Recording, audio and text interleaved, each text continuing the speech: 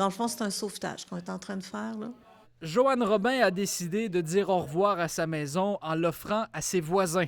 Cette maison est debout de quelque part depuis 1850.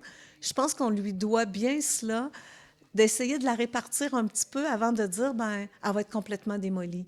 Et là, c'est un peu comme un don d'organes. Lourdement endommagée lors des inondations du printemps dernier, la bâtisse qui abritait autrefois le gîte au Clocheton devra être démolie. Actuellement, on est rendu à près d'1 million pour rénover ma maison.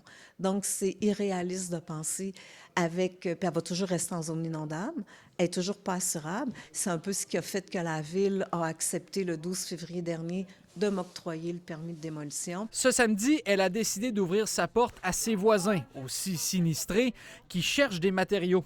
Pour les gens qui sont obligés, parce qu'ils n'ont pas le choix, même si on a été inondé, le programme d'intégration architecturale est toujours sur la rue.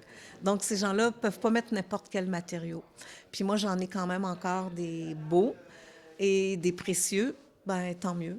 Une occasion pour une douzaine de concitoyens d'avoir des pièces uniques. C'est des vieilles maisons, fait que des morceaux qui sont difficiles à trouver ou à refaire, fait que c'est quand même une bonne chose là, de pouvoir récupérer comme ça. Là. C'est le cachet de la maison. On va avoir un vieux cachet pour mettre ça un peu comme d'origine, comme c'était dans le temps. C'est une maison que j'ai toujours aimée, qui est belle, hein, c'est évident.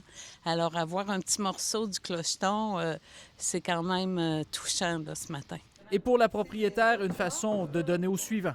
Je pense que la rue est en train de se relever, comme on dit.